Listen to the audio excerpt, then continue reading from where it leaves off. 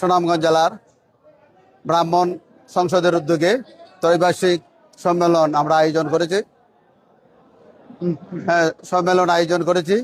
আমরা যথাসাধ্য চেষ্টা করেছি প্রত্যেকটা উপজেলার সাথে আমরা যোগাযোগ রক্ষা করে আমরা এখানে সম্মেলনের প্রস্তুতি নিয়েছি। আজকের দিন রাত পরিশ্রম করে এই এক্সট্রা সপ্তাহ আমরা একটুকু বিরাম নাই, যখনই সুযোগ পাই কাজের ফাঁকে ফাঁকে আমরা এই ব্রাহ্মণ সংসদকে কেমনে সাকসেসফুল করা যায়, কেমনে এটা সুন্দরভাবে ফলপ্রসূ করা যায় আমরা চেষ্টা করে যাচ্ছি। কিন্তু দুঃখের বিষয়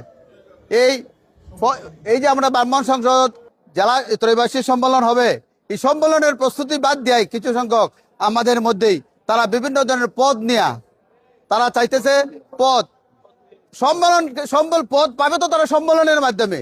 যারা আমরা ওই যে দায়িত্ব পালন করেছি, আজকে যারা আমাদের অতিথিবৃন্দ আছেন, মহাসচিব মহোদয় সহ কেন্দ্রীয় নেতৃবৃন্দ এবং সিলেট অঞ্চলের নেতৃবৃন্দ এসেছেন, তারা আজকে সারাদিন আলোচনা করে কিভাবে তারা আজকে সম্মেলনের মাধ্যমে পূর্ণাঙ্গ কমিটি তারাই জানে।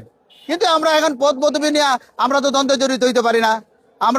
আমরা যখন মহাসচিব মহোদয় এখানে আসলেন, পতাকা উত্তোলন ও জাতীয় সঙ্গীত হলো, আমরা যখন মঞ্চে আসন গ্রহণ করলাম, যখন আসন গ্রহণ করার পরেই মাইকে আমরা আমাদের যে নির্ধারিত অ্যাডভোকেট অশোক গোস্বামীকে আমি দায়িত্ব দিয়েছি অধ্যক্ষার এই সঞ্চালনা দায়িত্ব দেওয়ার জন্য। কিন্তু ওই অ্যাডভোকেট অশোক মহোদয়কে উনি অন্যরা বিভিন্নভাবে মাইকটা নিয়ে যায়, জোরপূর্বক বিভিন্ন ধরনের করে।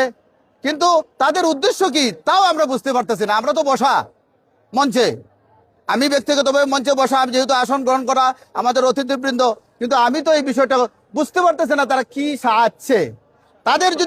তাদের যদি এই ধরনের কোনো ইচ্ছা থাকে, সম্মেলনের মাধ্যমে তাদের বক্তব্য উপস্থাপন করবে, অতিথিবৃন্দ আছেন তারা সিদ্ধান্ত নেবেন কিভাবে আজকের এই সম্মেলনে পূর্ণাঙ্গ কমিটি গঠন করা যায়। আমরা তো এখনো উপস্থাপনাই করতে পারি না। উপস্থাপনার শুরুতেই তারা এই গন্ডগোল পাকেছে। এমনকি আমাদের এই ব্রাহ্মণ সংসদের দু একটা ছেলের সঙ্গে সাগর নামে এক ছেলেকে মারছেও। কারা মারছে আমরা মঞ্চে বসা, আমি তো ব্যক্তিগতভাবে মঞ্চে বসা মহাসচিবের পাশে, আমি তো আর দেখি নাই। পরবর্তীতে আবার দেখলাম আমরা এই দিকে আবার ঝগড়া লাগছে। কারা কি উদ্দেশ্য নিয়ে ঝগড়া লাগছে তাও আমার বোধগম্য না। এখন আমি আর কি করবো, আসলে লজ্জা লাগতেছে।